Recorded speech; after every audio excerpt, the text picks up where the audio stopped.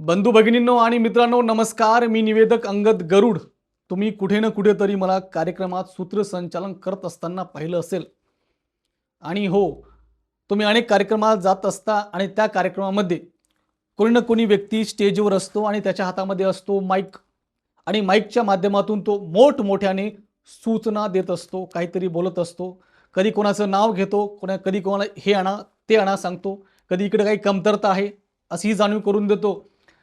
आणि महिला पाहुणे मंडळी आले त्यांना म्हणतो तुम्ही इकडे बसा. पुरुष आले त्यांना म्हणतो तुम्ही इकडे बसा. अक्षदा अशा आणा, हे करा ते करा. त्याच्या सूचना चालूच असतात. बरं, ज्यांना माहिती नाही त्यांना वाटतं की हा आहे सूत्रसंचालक या कार्यक्रमाचा. सूत्रसंचालक असा असतो का? काय मत आहे तुमचं? चला, सूत्रसंचालक म्हणजे काय हे समजून घेऊया थोडक्यात, कारण की काही लोकांनी त्याच्या व्याख्या केलेल्या आहेत. त्यांचं म्हणणं आहे सूत्र म्हणजे धागा, कडी, जी एक एक भाग व्यवस्थित जोडत जाते पुढे. आणि संचालन म्हणजे बागडोर, ती व्यवस्थित पद्धतशीरपणे त्या कार्यक्रमाला पुढे नेत असते. अर्थातच तो झाला सूत्रसंचालक. आणि ढोबळ मनाने सांगायचं तर एक व्यक्ती कार्यक्रमाची शिस्त, वेळ, सर्वांचा मान सन्मान राखत कार्यक्रम व्यवस्थित पुढे नेत असतो. कार्यक्रमात एखादी कमतरता जाणवली तर ती जाणवू देत नाही. आपल्या चातुर्याने, प्रेमाने तो कार्यक्रम संपन्न करतो. सर्वांना खुश ठेवतो, आनंदी ठेवतो. त्याला सूत्रसंचालक म्हणतात. ही व्याख्या मला आवडली. पण अनेक ठिकाणी आपण पाहतो की माईक हातामध्ये असतो आणि तो व्यक्ती मोठमोठ्याने बोलतो. त्याचा आवाज स्पष्ट नसतो. मोठ्याने बोलत असल्याने त्याच्या आवाजातून कर्कशपणा बाहेर येतो आणि बसलेल्या लोकांना त्रास होतो. आणि खरं तर मला प्रश्न पडतो की हा माईक आहे, या माईकला वायर असतं, काही वायरलेस माईक असतात. तो माईकचा वायर कुठं असतो? एम्प्लिफायरला. एम्प्लिफायरचा आवाज जातो, साऊंडच्या माध्यमातून बाहेर पडतो. कितीतरी पटीनं आपला आवाज बाहेर निघत असतो.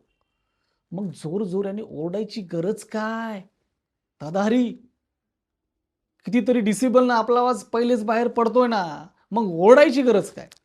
पण अनेक कार्यक्रमात मी जिंतूरकडे एका ठिकाणी कार्यक्रमाला गेलो होतो. अहो, तो व्यक्ती तर त्यांना सर म्हणत होते, गावचा शिक्षक.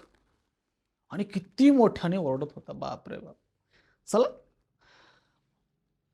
तुमच्या कर्कश आवाजाने समोरच्या लोकांना त्रास होतोय हे कदाचित त्यांना माहिती नसेल माहिती. पण सूत्रसंचालकाचा आवाज हा स्पष्ट, सौम्य आणि जमेल तर मधुर असला पाहिजे. हो, आता कधी काळी ही चूक माझ्याकडूनही होत असेल आणि झालेली आहे. पण योग्य प्रशिक्षण, निरीक्षण, सरावाने आणि मी कोर्स केलेला आहे. आणि त्या माध्यमातून मला कळालं की सूत्रसंचालन म्हणजे काय. होय. आणि तोच अनुभवाने, त्याच अनुभवाने संपन्न होऊन अनेक ठिकाणी मी सूत्रसंचालन केले, शेकडो सूत्रसंचालन केले. आणि मित्रांनो, त्या सूत्रसंचालनाच्या माध्यमातून मी एक सूत्रसंचालन कला कोर्स तयार केलेला आहे. मी पाहिलं की अनेक ठिकाणी सूत्रसंचालन कला कोर्स देणं आवश्यक आहे. काही जणांना माईक हा कसा पकडावा हेच माहिती नाही. अगदी तोंडाला, ओठाजवळ हा माईक पकडतात.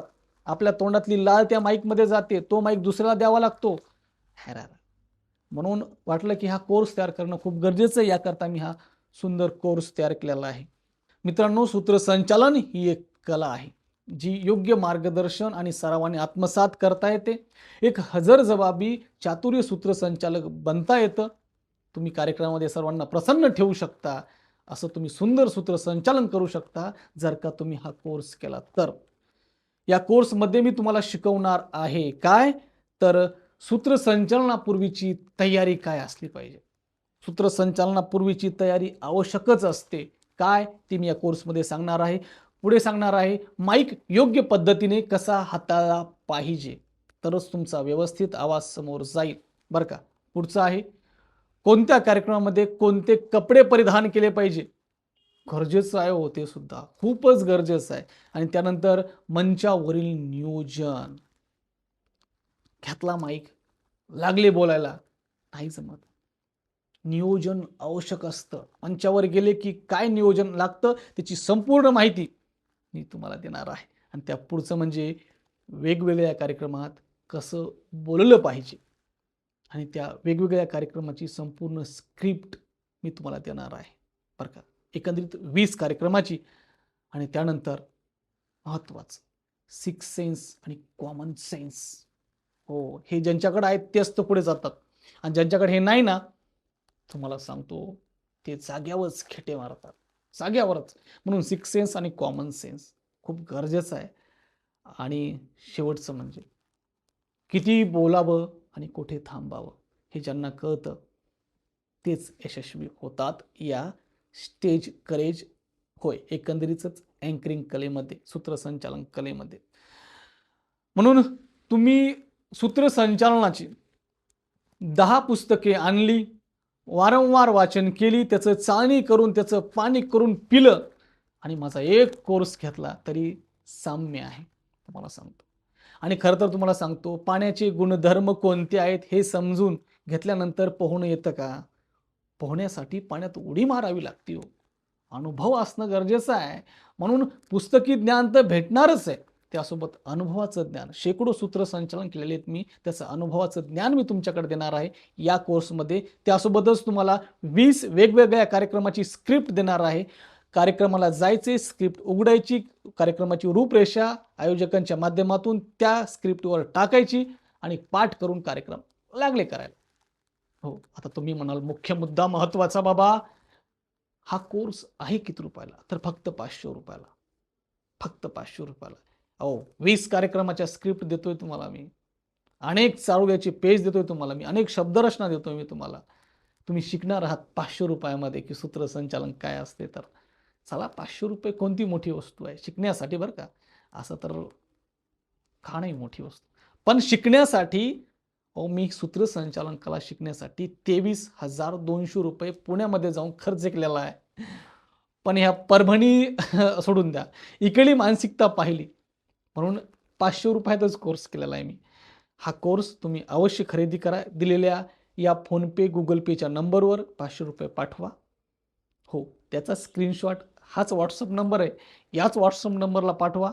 हा कोर्स प्राप्त होईल. कोर्स प्राप्त झाला की लागलीच तुम्हाला ते 20 स्क्रिप्ट पण तुम्हाला मिळून जातील.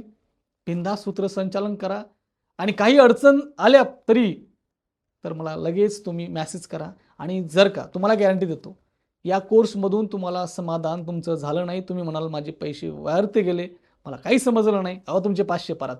त्या स्क्रिप्ट तुम्हालाच 500 तुमचे परत हो. काय 500 रुपयांना माझी माडी बनणार आहे तुमचं समाधान नाही झाल्यावर. म्हणून चला, लवकर हा कोर्स खरेदी करा. विचार करू नका.